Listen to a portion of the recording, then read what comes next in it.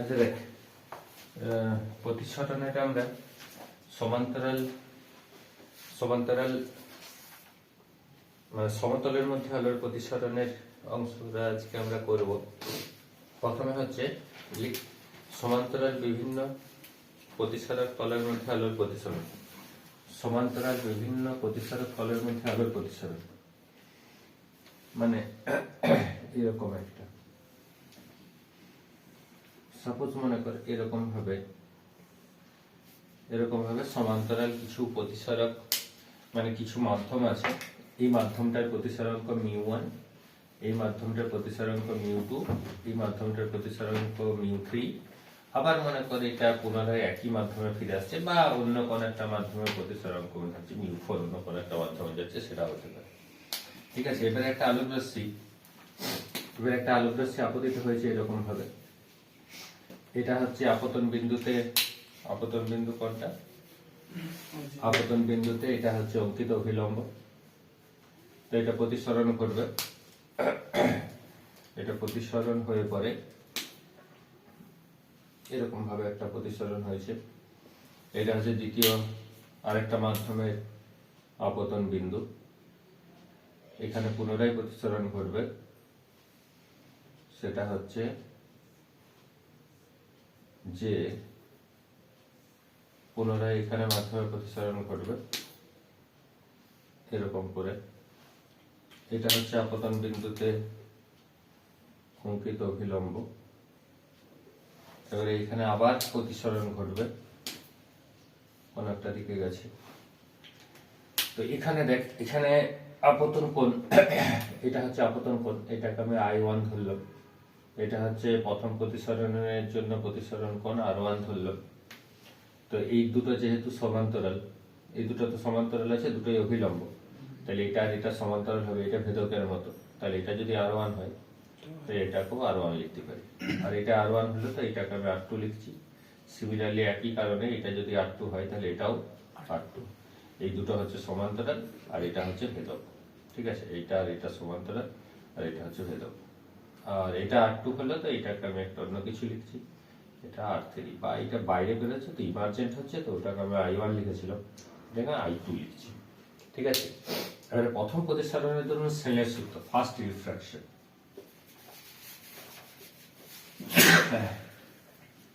Refraction প্রতিসরণের জন্য স্নেলের সূত্র কি হবে বল? আমি কি রকম করে মনে রাখতে বলেছিলাম? sin I1 ইনটু μ1 সমান sin R1 ইনটু μ2, এই ফর্মে মনে রাখতে বলেছিলাম। তাহলে sin I1 divided by sin R1 সমান হয়ে গেল μ2 divided by μ1। This is our equation 1। Next হচ্ছে পরের দ্বিতীয় প্রতিসরণ, সেকেন্ড রিফ্রাকশন। দ্বিতীয় প্রতিসরণের ক্ষেত্রে কি লিখব? sin R1 ইনটু μ2 সমান কি হবে? sin R2 into μ3। তাহলে এটা কি লিখবো? sin R1 divided by sin R2 সমান হচ্ছে μ3 divided by μ2। This is our equation 2. Similarly, for the third refraction, last refractionটার জন্য ওই একই রকম ভাবে আমি অনুপাতে লিখে দিচ্ছি। আরেকবার লিখে দিই, sin μ3 into sin R2 into μ3 সমান হচ্ছে sin I2 ইনটু μ4। তাহলে ওই একই রকম অনুপাত যদি আমি লিখি, sin R2 by sin I2 সমান হচ্ছে μ4 ডিভাইডেড বাই μ3। এটা হচ্ছে ইকুয়েশন 3। এবার ইকুয়েশন 1 ইনটু 2 ইনটু 3 যদি করি তাহলে আমি কি করব? sin I1 divided by sin R1 সমান হচ্ছে sin R1 divided by sin R2 into হচ্ছে sin R2 divided by sin I2, নাকি I2 সমান হচ্ছে μ2 divided by μ1 into μ3 divided by μ2 into μ4 divided by μ3। এটা হচ্ছে। তো অনেক কিছু কাটাকাটি যাচ্ছে, এটার এটাই কাটলাম, এটার এটাই কাটলাম, এটা এটার এটাই কাটলাম, এটার এটাই কাটলাম। তাহলে এখান থেকে হচ্ছে যেটা sign i2 i1 divided by sign i2 সমান হচ্ছে μ4 ডিভাইডেড বাই μ1। দুইটাকে আমি যে ফর্মুলাটা মনে রাখতে বলেছিলাম যে সাইনের আপতন কোণ কিন্তু ওই মাধ্যমের প্রতিসরণ কোণ, আর এখানে তো সাইনটা বেরিয়ে যাচ্ছে, এখানে বেরিয়ে যাচ্ছে আলোক রশ্মিটা, তাহলে সাইনের নির্গমন কোণ কিন্তু ওই মাধ্যমের প্রতিসরণ কোণ সমান হচ্ছে সাইন i1 ইন্টু ওই মাধ্যমের প্রতিসরণ কোণ সরি μ1 সমান হচ্ছে সাইন i2 ইন্টু লাস্ট মাধ্যমের প্রতিসরণ হচ্ছে না। তার মানে আমি যেটা মনে রাখতে বলেছিলাম সাইন থিটা ইন্টু মিউ সমান কনস্ট্যান্ট, এটা হচ্ছে না, হচ্ছে না এটা। এরপরে দেখ যদি μ1 আর μ4 যদি সমান হয়, অর্থাৎ যে মাধ্যম থেকে এই আপতন হয়েছে সেই মাধ্যমে যদি নির্গমন হয়, তাহলে কি হবে বলতো? তাহলে হবে সাইন i1 সমান হবে সাইন i2, ঠিক আছে? তো i1 সমান কি হবে?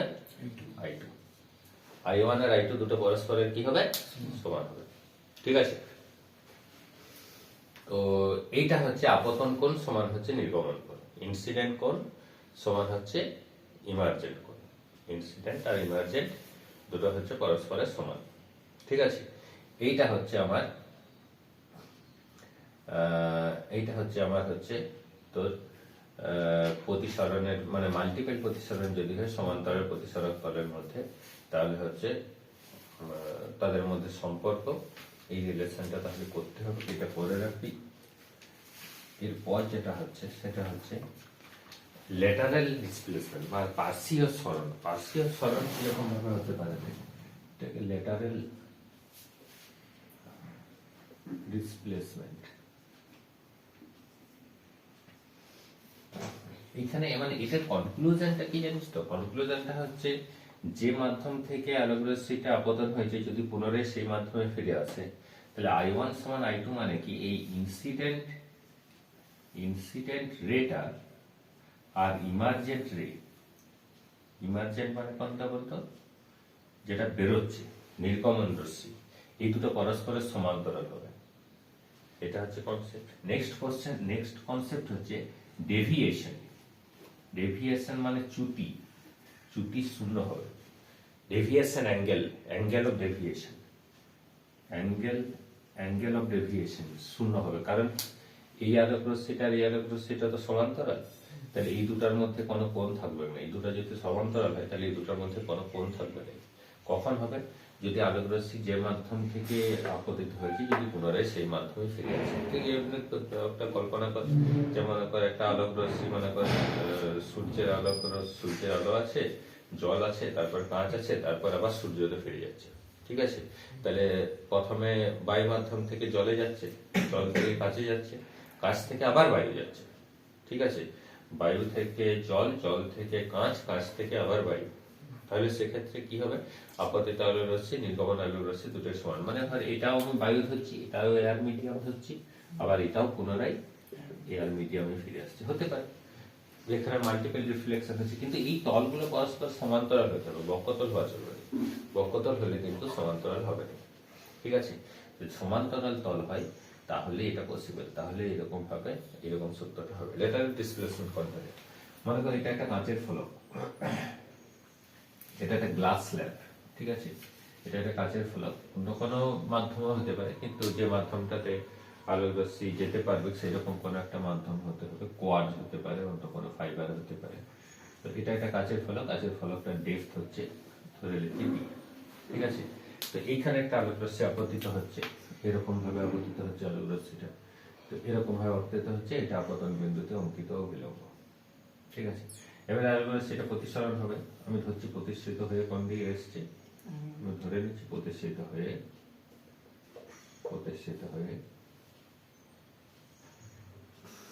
এইদিকে এসছে, ঠিক আছে? প্রতিসরিত হয়ে এইদিকে এসছে। এটা হচ্ছে এ বিন্দু, এটা বি বিন্দু, আর এটা হচ্ছে সি বিন্দু, এটা হচ্ছে এন, ঠিক আছে? তো আলোক রশ্মিটা যদি অভিমুখটা না বদলাতো তাহলেও কোন দিক দিয়ে যেত? এরকম করে যেত, ঠিক আছে, যেত তো। তাহলে এটা কোন দিক দিয়ে যেত, সি বেস্ট পথ দিয়ে যেত, যেত তো। তাহলে এখন কোন দিক দিয়ে গেছে, সি পথ দিয়ে গেছে, ঠিক আছে। এখানে সি পথ দিয়ে গেছে, আস্তে আস্তে সি পথ দিয়ে গেছে তো। এবারে দেখ এখানে আলোক রশ্মিটার পার্শ্বীয় সরণ, আলোক রশ্মিটার ল্যাটারাল ডিসপ্লেসমেন্ট কতটা হয়েছে, পার্শ্বীয় সরণ কতটা হয়েছে, ল্যাটারাল সরণ কতটা হয়েছে, পার্শ্বীয় সরণ কতটা হয়েছে। এখানে বিসি পথে এসেছে আর যেত কোন দিক দিয়ে, বিসি ড্যাশ পথ দিয়ে যেত। তাহলে এখানে পার্শ্বীয় সরণ যেটা ঘটেছে সেটা হচ্ছে এখানে সি বিন্দু থেকে আমি একটা লম্ব টানবো, সি বিন্দু থেকে একটা লম্ব টানবো যেটা বি বিন্দুতে ছেদ করবে। এটা lateral displacement,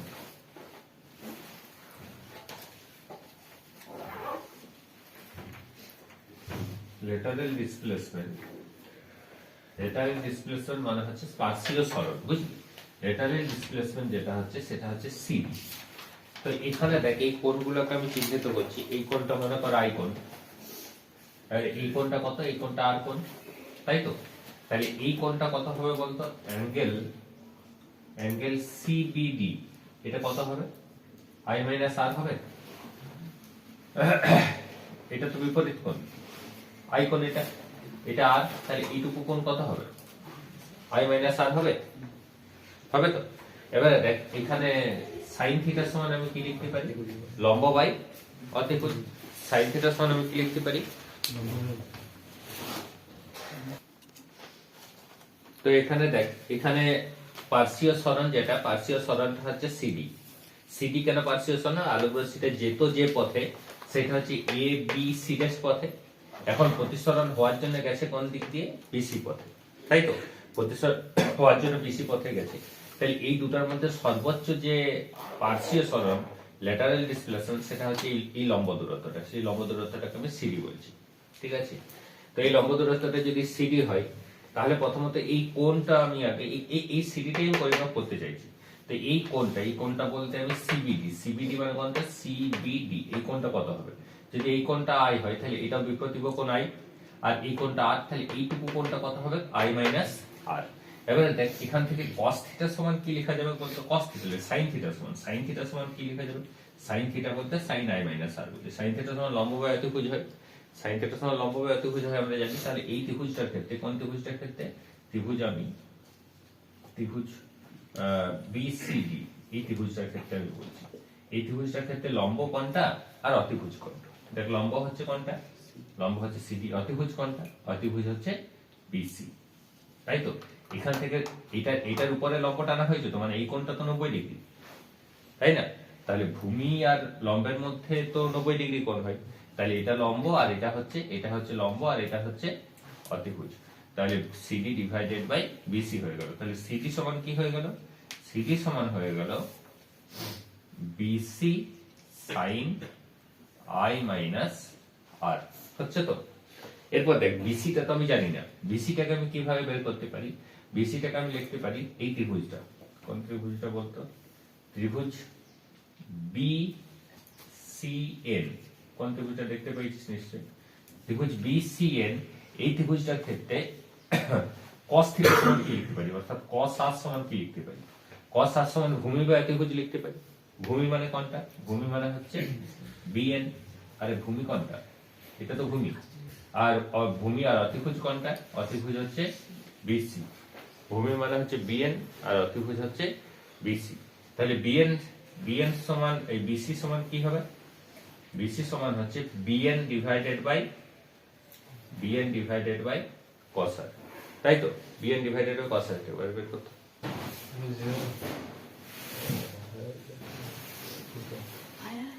BN divided by cos r।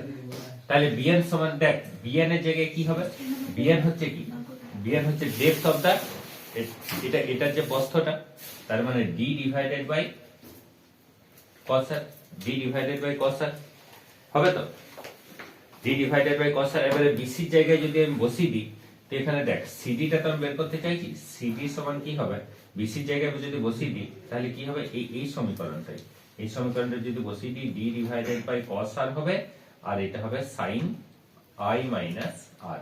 এবারে এটাকে আরো সিম্পলিফাই করা যাবে, এই সিডিটাই হচ্ছে ল্যাটারাল ডিসপ্লেসমেন্ট, বুঝলি। এই সিডিটাই হচ্ছে যতটা পার্শ্বীয় সরণ হয়েছে। তো এটাকে আরো এবারে সিম্পলিফাই করা যাবে, সাইন আই মাইনাস আর এর ফর্মুলায় ভাঙা যাবে, বুঝতে পারছি, সাইন এ সাইন বি মাইনাস কস এ কস বি করা যাবে, দিয়ে কস আরটাকে ভেতরে গুণ করা যাবে, মাল্টিপ্লাই করা যাবে, মাল্টিপ্লাই করে পরে রিফ্র্যাক্টিভ ইনডেক্স দিয়ে এই ইকুয়েশনটাকে আর কি রিপ্রেজেন্ট করা যাবে রিফ্র্যাক্টিভ ইনডেক্স দিয়ে আর দিয়ে করে। তো আপাতত শুধুমাত্র এই ইকুয়েশনটা পর্যন্ত করে রাখি, এই ইকুয়েশনটাকে সিম্পলিফিকেশন করে এটা লাস্ট যে রেজাল্টটা হবে সেই রেজাল্টটা অনেকটা বড় রেজাল্ট হবে, কিন্তু এটা করা যাবে শেষ পর্যন্ত, কিন্তু অনেক বড় হবে, এখানে আর ফুল হবে না। এইটা পর্যন্ত মনে রাখলেই হবে। তো আমি করে দিচ্ছি, এই দিকটাতে মুছে দিচ্ছি এটা দিয়ে। দেখ এটা এরকম ভাবে আর একটু সিম্পলিফাই করা যাবে। তো সিডি সমান আমি লিখতে পারি, দেখ d divided by cos r, আর এটাকে sin a মাইনাস b কি হয়, sin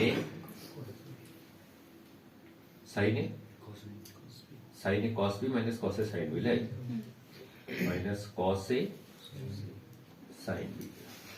তো এটাকে ভেতরে গুণ করে দিচ্ছি, তাহলে b ইনটু b হয়ে যাবে sin i হয়ে যাবে, আর এটা কি হয়ে যাবে cos i sin r by cos r হবে। এরকম হচ্ছে তো, এরকম হচ্ছে তো। এবারে দেখ এইটা যে প্রতিসরাঙ্ক, এটা প্রতিসরাঙ্কটাকে মিউ ধরছি, আর এটা ধরে আর মিডিয়াম, অন্য মাধ্যমেও থাকতে পারত। তাহলে আমি এখান থেকে প্রতিসরণের সূত্র অনুসারে কি লিখতে পারি, sin i by sin r সমান হচ্ছে মিউ, তাই তো। তাহলে sin r সমান কি হচ্ছে mu divided by sin i divided by mu হবে তো। তাহলে cos r সমান কি হবে, root over of 1 minus sin square. তাহলে এটা যদি বসিয়ে দিই, cos r সমান কি হবে, root over of 1 minus sin square i divided by mu square, ঠিক আছে। তাহলে এটা কি হবে, root over of mu square minus sin square i divided by mu হবে তো। তাহলে sin i by sin r যদি করে দিই, তাহলে d ইনটু এটা কি হবে sin i minus cos i sin r এর জায়গায় কি লিখতে পারি, sin i divided by mu, sin i divided by mu, আর এটা হচ্ছে cos r এর জায়গায় এটা ডিভাইডেড বাই মিউ, মিউটা কেটে যাবে। আমি একটুকু স্টেপ জাম্প করে ডাইরেক্ট লিখছি, ঠিক আছে।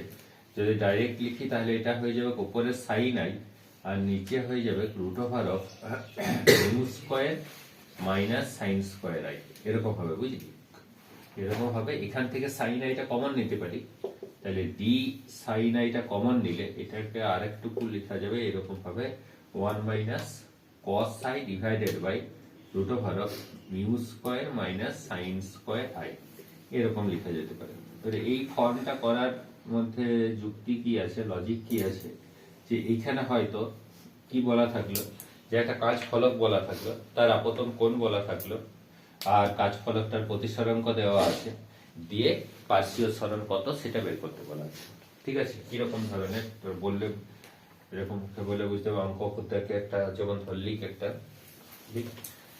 একটি 10 সেন্টিমিটার প্রস্থ বিশিষ্ট একটি 10 সেন্টিমিটার প্রস্থ বিশিষ্ট কাজ ফলকে, একটি 10 সেন্টিমিটার প্রস্থ বিশিষ্ট কাজ ফলকে একটি 10 সেন্টিমিটার প্রস্থ বিশিষ্ট কাজ ফলকে 60 ডিগ্রি কোণে 60 ডিগ্রি কোণে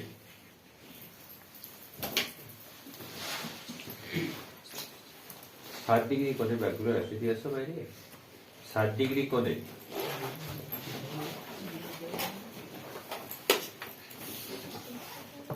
একটি আলোক রশ্মি আপতিত হলো, 60 ডিগ্রি কোণে একটি আলোক রশ্মি আপতিত হলো, ঠিক আছে।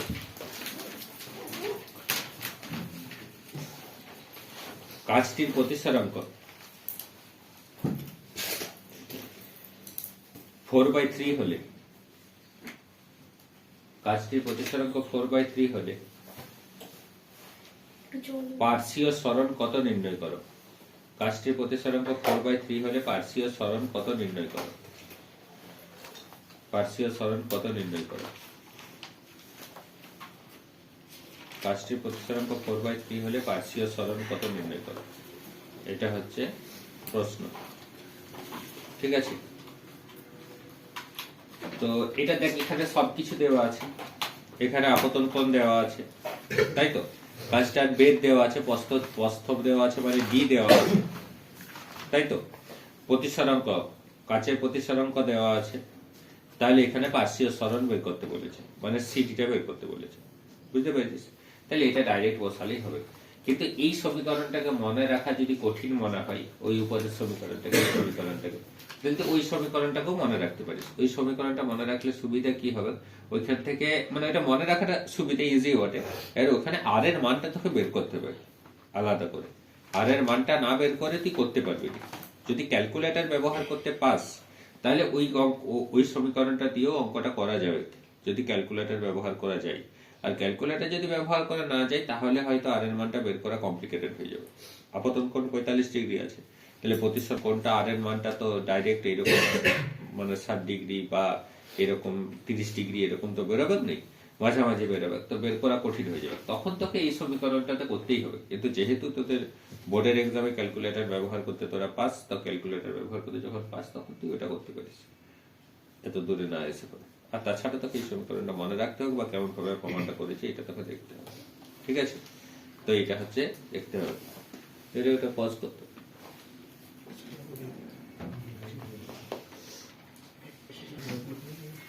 নেক্সট হচ্ছে দেখ, এই দুটো তাহলে হয়ে গেছে। প্রথমে যেটা বলেছিলাম সেটা হচ্ছে বিভিন্ন প্রতিসরক তলের মধ্যে সমান্তরাল প্রতিসরক তলের মধ্যে প্রতিসরণ, এটা হচ্ছে পার্শ্বীয় সরণ।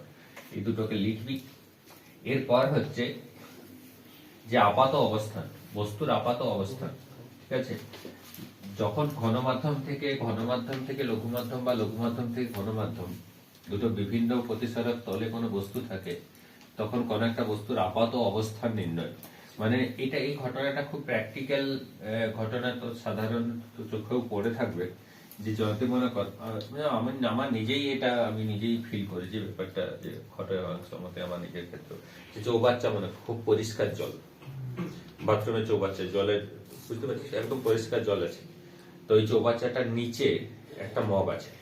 ঠিক আছে, চৌবাচ্চাটার নিচে মগ আছে, তো তুই দেখতে পাচ্ছিস মগটা আছে চৌবাচ্চাটার নিচে, তোর মনে হচ্ছে যে মগটাকে আমি হাতে করে তুলবো, তো হাতে করে তুলতে তুই গেলি, তুই মনে হলো যে যতটা উপরে মগটা থাকা দরকার তার থেকে তলে আছে, হাতটা অনেক বেশি ডুবাতে, তোর হয়তো ভাবলি যে এইটুকু সামান্য, তো যতটা দেখে তোর মনে হচ্ছে যে যতটা নিচে মগটা আছে, যে সামনের থেকে আমি মগটা হয়তো পেয়ে যাবো, কিন্তু তুই হাতটা যখন নামাতে গেলি তখন তুই দেখলি না, অনেকটা নিচে হাতটা নামাতে হচ্ছে।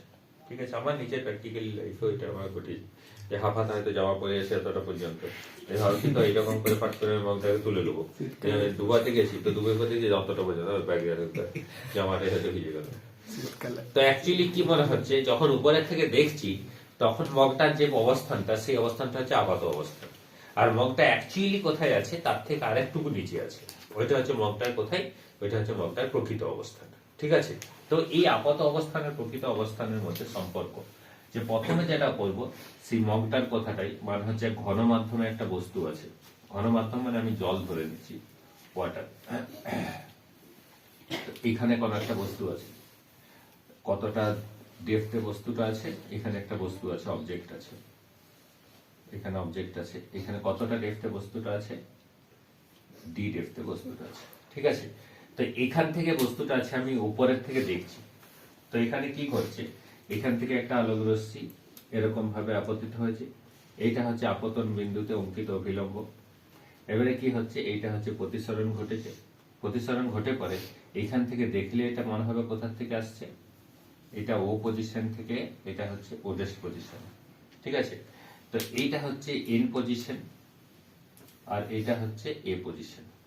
ঠিক আছে, তাহলে এখান থেকে মানে আমার যখন চোখে এইখানে যখন চোখটা আছে, এই চোখটা যখন দেখছে আলোক, মানে এই আলোক রশ্মিটাকে যখন ফলো করছে এই বস্তুটাকে দেখার জন্য, ও তো আর এরকম ভাবে বাঁকা পথটা অনুসরণ করতে পারবে না, ও কি দেখবে যে এই জায়গাটা একটা অসৎ প্রতিবিম্ব, ওডেস্ট পজিশন। ঠিক আছে, ওডেস্ট পজিশন অসৎ প্রতিবিম্বটা কিরকম ঘটবে, তারা প্রতিবিম্ব সম্বন্ধে যেটা জানিস, আলোক রশ্মিগুলো যেখানে মিট করে সেই জায়গাটায় প্রতিবিম্ব গঠন করে। তো এই যে আলোক রশ্মিটা সোজা সোজা যাবে, এটা তো সোজা সোজা বেরিয়ে যাবে অভিলম্ব বরাবর, তাহলে এই দুটো আলোক রশ্মিটা এখানে মিট করবেই ও রেস্ট অবস্থায়, এবং ও পজিশনের ইমেজটা তৈরি কোথায় গঠন, ইমেজটা মানে প্রতিবিম্বটা কোথায় গঠন হবে, ও রেস্টে। ঠিক আছে, ও পজিশনের ইমেজটা কোথায় গঠন হবে, এই যে আলোক রশ্মিটা সোজা সোজা যাচ্ছে, এটা সোজা সোজা বেরিয়ে যাচ্ছে, আর ওই আলোক রশ্মিটা যেটা এই দিক থেকে আসছে বলে মনে হবে, সেই দুটো আলোক রশ্মি মিলিত হবে এখানে, এবং এই জায়গাটাতে কি গঠন করবে, অসৎ প্রতিবিম্ব, মানে প্রতিবিম্ব গঠন হবে আর কি। তো প্রতিবিম্ব যে গঠন হবে, এই প্রতিবিম্বটাই মনে হবে বস্তুটার তোর কি অবস্থান, আপাত অবস্থান। ঠিক আছে, তো এই আপাত অবস্থানটাকে এটাকে আমি ভি ড্যাশ ধরছি। ঠিক আছে, ঘটনাটা হচ্ছে এটা বায়ু মাধ্যম, এটা ওয়াটার মিডিয়াম, মিউ ডাব্লিউ ধরছি, ওটা এয়ার মিডিয়াম যদি হয় এটাকে মিউ এই ধরে নিচ্ছি। মিউ এ সাধারণত একের কাছাকাছি হয়, অন্য কোনো মাধ্যমও তো হতে পারে, বা মিউ ওয়ান মিউ টু ধরছি, সব থেকে ভালো এটা মিউ টু ধরছি, আর এটা মিউ ওয়ান ধরছি, পরে মিউ ডাব্লিউ মিউ এ ওগুলো পরে বসে।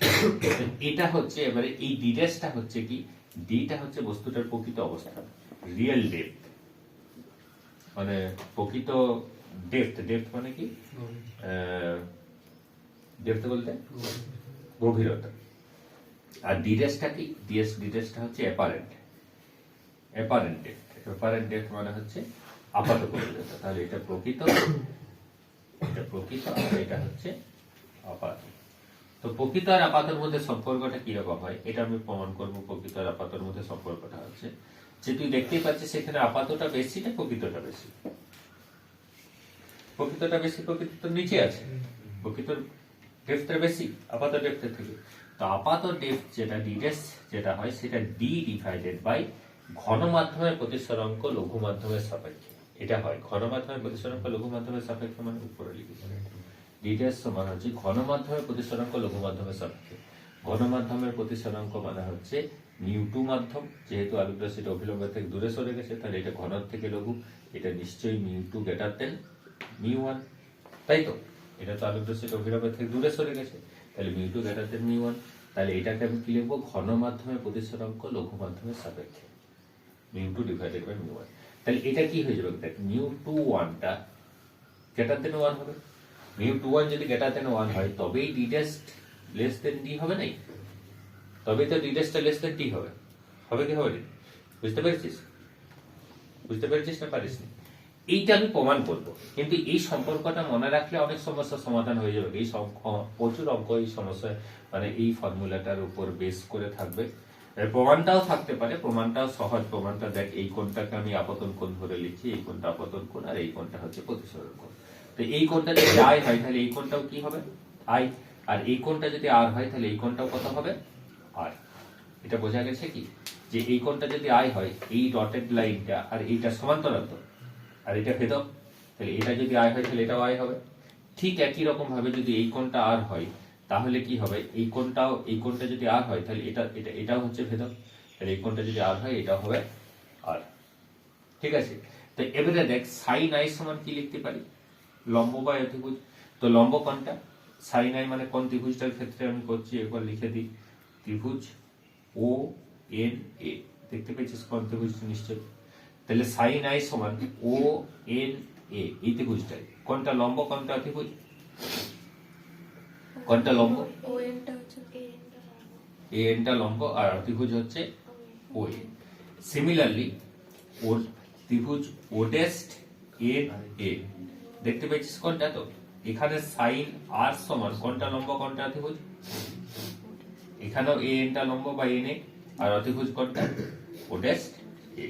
এবার আমি দুটোর অনুপাত করছি, sine I by sine R করছি, sine I divided by sine R. একটু স্টেপ জাম্প করছি আর ডাইরেক্ট এগুলো বসাচ্ছি, এন এগুলো কেটে যাবে। তাহলে sine I by sine R যদি করি তাহলে এটা হয়ে যাবে O dash A divided by O A. ঠিক আছে, এরপরে যদি A R N, A and N very close to point, very close, A R N যদি খুব কাছাকাছি বিন্দু হয়, এ আর এন যদি ভেরি ক্লোজ টু পয়েন্ট হয়, দেখ A R N very close point, যদি খুব কাছাকাছি বিন্দু হয়, এ আর এন যদি খুব কাছাকাছি বিন্দু হয়, খুব কাছাকাছি বিন্দু হলে কি হবে, ওডেস্ট এটা ইজ নিয়ার ইকুয়াল টু কি হবে বলতো, ওডেস্ট এন হবে, আর ও এটা ইজ নিয়ার ইকুয়াল টু কি হবে, ও এন হবে, যদি এ আর এনটা খুব কাছাকাছি হয়। এটা লেখা যাবে। তো এটা যদি লেখা যায় তাহলে ইন প্লেস অফ ওডেস্টে আমি কি লিখতে পারি, ওডেস্টেন বা এন ওডেস্ট লিখছি, আর এটাকে কি লিখতে পারি, এন ও সমান কি লিখতে পারি, সাইন আই বাই সাইন আর। এবারে প্রতিসরণের সূত্র অনুসারে আমি কি লিখবো বল, আমি কি বলেছিলাম প্রতিসরণের সূত্র, sine i into mu two সমান sine r into mu one, তাই তো? দুটো প্রতিসরণের ক্ষেত্রে এটাই তো লিখবো, sine i into mu two সমান sine r into mu one, এটাই তো, তাই তো? তাহলে এটা যদি আমি লিখি তাহলে কি হবে, sine I divided by sine R সমান কি হবে, mu one divided by mu two, mu one divided by mu two হবে তো? তাহলে এটার জায়গায় আমি কি লিখতে পারি, mu one divided by mu two. এরপর দেখ এন ওডেস্ট মানেই তো ডি ডেস্ট, আর এনও মানেই তো ডি, আর এটা কি হচ্ছে, এটা mu one divided by mu two, mu one divided by mu টুর জায়গায় আমি এরকম লিখতে পারি, একবার লিখে দিচ্ছি, mu one divided by mu two, তারপরের লাইনটাতে আমি এরকম লিখতে পারি, one divided by mu two divided by mu one লিখতে পারি। Mu two divided by mu one মানে আমি কি লিখতে পারি বল, mu two divided by mu one মানেই হচ্ছে D divided by mu two one, হচ্ছে নাকি? তাহলে কি হচ্ছে, দেখ এই ডি ড্যাশ সমান মিউ টু ওয়ান হচ্ছে, ডি ড্যাশ সমান হচ্ছে D divided by mu two one হলো, এটা হয়েছে। তাহলে এটা হচ্ছে কার মধ্যে সম্পর্ক, ডি ড্যাশটা হচ্ছে আপাত অবস্থান আর ডিটা হচ্ছে প্রকৃত অবস্থান, এই দুটোর মধ্যে সম্পর্ক। তাহলে এখানে আরেকটা জিনিস করে, সেটা হচ্ছে আপাত সরণ কতটা, সরেছে কতটা, ছিল তো ও, এসেছে ওডেস্টে, তাহলে সরেছে কতটা, সেটা হচ্ছে ওডেস্ট। এটা কত হবে, এটা হচ্ছে D minus D dash, D minus D dash সমান কত হবে, ডি মাইনাস ডি ড্যাশের জায়গায় কি হবে, d divided by mu two one, তাহলে এখান থেকে ডি কমন নিলে one minus one by mu two one, এটা একটু সিম্পলিফাই করা যেতে পারে। তো এইটা হচ্ছে ডেল্টা ডি, মানে হচ্ছে এটা হচ্ছে সরণ, এটা হচ্ছে বস্তুটার সরণ, মানে তোর আপাত সরণ আর কি, এটা হচ্ছে বস্তুটার আপাত সরণ। তো এরকম ভাবে এটা নির্ণয় করা যায়, বোঝা গেছে তো? এখানে কোথায় আছে, ঘন মাধ্যমে বস্তু আছে, আর দেখা হচ্ছে কোথায়, লঘু মাধ্যম থেকে। জেনারেলি যে এক্সাম্পলটা বললাম, জলের ভিতরে মগটা আছে আর উপর থেকে আমি তাকাচ্ছি, ঠিক আছে? এর উল্টো ঘটনাটা হতে পারে, তুই জলের নিচে ডুব দিয়ে আছিস, উপরে তাকাচ্ছিস, জলের ভেতরের থেকে বাইরের জিনিসটা দেখা যায় কি, দেখা যায়, কিন্তু আমাদের সাধারণ এইখানে যে পুকুরে নদীতে স্নান করে যে জায়গাগুলো, সেখানে দেখা যাবে, কারণ জলটা অনেক ময়লা জল, বোঝা যাবে না। কিন্তু খুব পরিষ্কার, খুব স্বচ্ছ যদি জল হয়, তাহলে সেক্ষেত্রে দেখা যাবে, জলের নিচের থেকে উপরের অবস্থানটাও দেখা যাবে। সেক্ষেত্রে কিরকম হবে, পিকচারটা কিরকম হবে, ছবিটা কিরকম হবে, তো এই জায়গাটাতে বস্তু আছে, এইখানে বস্তু আছে, মনে করে এখানে একটা তাল গাছ আছে, এক পায়ে দাঁড়িয়ে এরকম করে, তারপরে আলোক রশ্মিটা গেছে, তো এইখানে মনে করে এটা হচ্ছে আপতন বিন্দুতে অঙ্কিত অভিলম্ব। তাহলে এটা জেনারেলি বায়ু মাধ্যম থেকে ঘন মাধ্যমে যাচ্ছে, এটা আমি ওই একই রকম ভাবে, এটা মিউ ওয়ান মাধ্যমে, এটা মিউ টু মাধ্যম যাচ্ছে, তাহলে একই রকম ভাবে যদি এটা এরকম ভাবে যাই, তাহলে একটু নিচে করি, সুবিধা হবে কাটতে, এরকম ভাবে হয়েছে। তো এখান থেকে কোন দিকে যাবে, অভিলম্বের কোন দিকে যাবে, অভিলম্বের দিকে গেল। এটা দেখলে কোথায় মনে হবে, একটু উপরে উঠে গেছে, এটা হচ্ছে অরিজিনাল পজিশন ও, আর এটা হচ্ছে আপাত অবস্থান ওডেস্ট। এই হাইটটাকে আমি ওই ডি এই ধরছি, আর এই হাইটটাকে আমি ধরছি ডি ডেস্ট। তাহলে এখানে কোনটা বেশি, ডি ডেস্টটা বেশি, দেখতে পাচ্ছিস ডি ডেস্টটা বেশি। তাহলে ডি ডেস্ট সমান কি হবে, ডি ডেস্ট সমান, তো দেখ এখানে কথা না, দেখ ডি ডেস্ট সমান কি হবে, এখানে ডি ডেস্টটা তো ডি এর থেকে বেশি হবে, তাহলে এটা কি হবে, ডি ইন্টু, এটা ডি ইন্টু কি হবে বলতো, ডি ইন্টু হবে mu two divided by mu one. Mu two divided by mu one মানে হচ্ছে ঘন মাধ্যমে প্রতিসরণ লঘু মাধ্যমের সাপেক্ষে।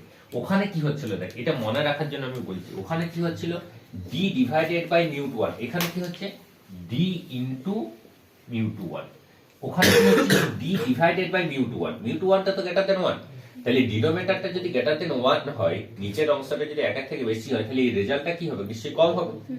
আর এইখানে কি হচ্ছে, এখানে মিউ টু ওয়ানটা তো এখানেও গ্রেটার দেন ওয়ান, এটা ঘন মাধ্যমে প্রতিসরণ লঘু মাধ্যমের সাপেক্ষে, কিন্তু এটা যদি গ্রেটার দেন ওয়ান হয়, তাহলে ডি ডেস্টটা কি হবে, ডি ডেস্টটা গ্রেটার দেন ডি হবে। এটা মনে রাখার জন্য আমি বলছি যে এইরকম ভাবে তুই মনে রাখতে পারিস। যদি লঘু মাধ্যমে বস্তু থাকে তাহলে অ্যাপারেন্ট পজিশনটা গ্রেটার দেন 1 হবে, মানে ওই μ2 টা মাল্টিপল হবে অরিজিনাল পজিশন থেকে। আর যদি ঘন মাধ্যমে থাকে তাহলে ওটা ডিভাইডেড বাই হবে। এটা মনে রাখার জন্য নিজের মতো করে যেমন ইচ্ছা মনে রাখতে পারেন। It can be mathematically prove also. প্রমাণটা কিরকম ভাবে দেয়, যদি এই কোণটা আই কোণ হয় তাহলে এই কোণটাও আই কোণ হবে। আর এই কোণটা যদি আই কোণ হয় তাহলে এই কোণটাও আই কোণ হবে। আর এটা যদি আর কোণ হয় তাহলে এটা তো একই রকম ভাবে চলে গেছে, মানে একই পথ। তাহলে এই কোণটা আর হলে এই কোণটাও আর হবে। এটা কেমন ভাবে করছি, একই জিনিস। এই দুটো হচ্ছে সমান্তরাল, এটা হচ্ছে তার ভেদক, আর এটা হচ্ছে তার ভেদক। ঠিক আছে, এরপর দেখ, এরপরে আমি স্নেলের সূত্র অনুসারে কি লিখবো দেখ। এটাকে আমি ওই একই রকম নাম দিচ্ছি। এটাকে আমি কোন পজিশন দিচ্ছিলাম, এ পজিশন। এটা হচ্ছে এন পজিশন, এটা ও, এটা এ। এক্সাক্ট এই যে জিনিসটা, এই জিনিসটা একই জিনিস রিপিট আমি ওখানে লিখবো। এই জিনিসটাই রিপিট আমি ওখানে লিখবো, কিচ্ছু আলাদা নয়। কোন ত্রিভুজটা, ত্রিভুজ এ ও এন, কোন ত্রিভুজটা এখানে দেখতে পাচ্ছিস। একটু তাড়াতাড়ি করবো। সাইন আই সমান কি হবে, লম্ব বাই অতিভুজ। লম্ব মানে কোনটা, এ এন। অতিভুজ মানে কোনটা, অতিভুজ মানে হচ্ছে এ ও। তাহলে সিমিলারলি ত্রিভুজ ও ড্যাশ এ, মানে এ ও ড্যাশ টেন, এ ও ড্যাশ টেন, কোন ত্রিভুজটা দেখতে পাচ্ছি। সাইন আর সমান কি হবে, লম্ব বাই অতিভুজ। লম্ব মানে কোনটা, লম্ব মানে হচ্ছে এখানেও এ এন। অতিভুজ মানে কোনটা, অতিভুজ মানে হচ্ছে এখানে ও ড্যাশ টেন। তারপরে কি লিখবো, সাইন আই বাই সাইন আর লিখবো। Sine I by sine R সমান কি লিখবো, ও dash ten divided by O এ। এবারে কি লিখবো, এখানে ও ড্যাশ টেন এর জায়গায় কি লিখবো, যদি A R N very close to points হয়, একই কজ কোথায় লিখেছিলাম, এখানে A R N very close to points, একই কারণে এখানে কি হয়ে যাবে, এটাকে ও ড্যাশ এন লিখতে পারি, এটাকে ও এন লিখতে পারি। ও ড্যাশ টেন এর জায়গায় কি লিখতে পারি, ডি ড্যাশ, আর এটার জায়গায় কি লিখতে পারি, ডি। এবারে স্নেলের সূত্র অনুসারে সাইন আই ইনটু কি লিখবো, sine I into mu one সমান কি লিখবো, সাইন আর ইনটু কি লিখবো, মিউ টু। তাহলে sine I divided by sine R সমান কি লিখবো, mu two divided by mu one লিখবো। তাহলে sine I divided by sine R এর জায়গায় D dash divided by D, sine I by sine R এর জায়গায় mu two divided by mu one লিখে দেবো। তাহলে ডি ড্যাশ সমান কি লিখবো, D into mu two divided by mu one. তার মানে কি লিখতে পারি, d into mu two one. হলো প্রমাণ। ডি ড্যাশ সমান হচ্ছে d into mu two one. হলো, যেটা প্রমাণটা করতে চাইছিলাম। ঠিক আছে, এরপরে দেখ এখানে পার্শ্বীয় সরণ কতটা হয়েছে। এখানে পার্শ্বীয় সরণ হয়েছে, এখানে পার্শ্বীয় সরণ হচ্ছে মানে পার্শ্বীয় সরণ বলছি, সরি, আপাত সরণ। আপাত সরণ কি, এখানেও আপাত সরণ হচ্ছে ও ড্যাশ টু। আপাত সরণ হচ্ছে কোনটা, ও ড্যাশ টু। ও ড্যাশ টু মানে কি, এখান থেকে অ্যাকচুয়াল অবস্থানটা কোথায় ছিল, ডি ড্যাশে, আর হয়েছে কোথায়, ডি এ। তাহলে ডি ড্যাশ ডি এর, ডি ড্যাশের জায়গায় কি লিখবো, D into mu two one. আর এটা কি লিখবো, ডি। তাহলে ডিটাকে কমন নিলে কি হচ্ছে, mu two one minus one. এটা হচ্ছে ও ড্যাশ, এটা হচ্ছে ও ড্যাশ, এটা হচ্ছে ও ড্যাশের অবস্থান। ঠিক আছে, তো এটা হচ্ছে পার্শ্বীয় সরণের অবস্থান। বোঝা গেছে তো, এটা হচ্ছে পার্শ্বীয় সরণের অবস্থান। বুঝতে পেরেছিস? তাহলে পার্শ্বীয় সরণের অবস্থান হচ্ছে ও ড্যাশ। ঠিক আছে, তো পার্শ্বীয় সরণের অবস্থান বলছি, পার্শ্বীয় সরণটা হচ্ছে ও ড্যাশ। দেখ এই দুটোর মধ্যে কম্পেয়ার করে নিজে যেমন ভাবে বুঝতে পারবি সেরকম ভাবে মনে রাখবি। মনে রাখাটা তোর নিজের কাছে, কেমন ভাবে মনে রাখতে পারবি।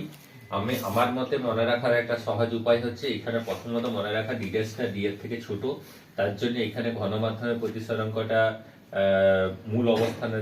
মূল অবস্থান ডিভাইডেড বাই হবে। আর এখানে কি হবে, ওই মূল অবস্থানের সাথে ঘন মাধ্যমের প্রতিসরাঙ্কটা মাল্টিপল হবে। এখানে ভাগ হবে আর ওখানে গুণ হবে। এটা হচ্ছে মনে রাখাটা সহজ উপায়। আর যেমন ইচ্ছা করে তোমরা মনে রাখতে পারো। এই ফর্মুলাগুলো, যে ফর্মুলাটা আমি বক্স করেছি, এই ফর্মুলাগুলো মনে রাখতে হবে, বক্স করা আছে। ঠিক আছে, এই ফর্মুলাগুলো মনে রাখতে হবে। ডি ড্যাশ সমান হচ্ছে D divided by mu two one, এটা তোকে মনে রাখতে হবে। আর কোথায়, এটা হচ্ছে আপাত সরণ, এটাও মনে রাখতে হবে। এখানে এটা হচ্ছে আপাত সরণ, এটাও মনে রাখতে হবে। আর এটাও মনে রাখতে হবে। ঠিক আছে, এই সরণগুলো মনে রাখতে হবে। এটা প্রমাণ করতেও পারে, প্রমাণটাও করতে পারে। আর এই ইয়েগুলো, তাহলে দুটোর মধ্যে দুটোর সাব হেডিং গুলো কি লিখবি, লিখবি সাব হেডিং গুলো লিখবি তো লিখে লো, নাহলে পরে লিখবি। এটা হচ্ছে ঘন মাধ্যমে যদি বস্তু থাকে এবং লঘু মাধ্যম থেকে যদি দেখা হয়, আর এটা যদি লঘু মাধ্যমে বস্তু থাকে এবং ঘন মাধ্যম থেকে যদি দেখা হয়। ঠিক আছে, এই দুটো হচ্ছে ঘটনা। অঙ্ক তো সাধারণ অঙ্ক থাকবে। ঠিক আছে,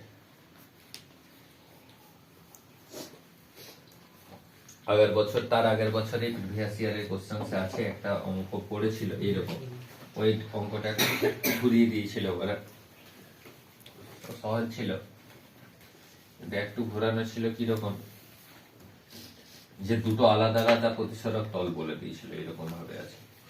এটা হচ্ছে μ1 মাধ্যম, এটা μ2 মাধ্যম। এরপরে কি আছে, এইখানে ডি ডেপথে অবজেক্ট আছে।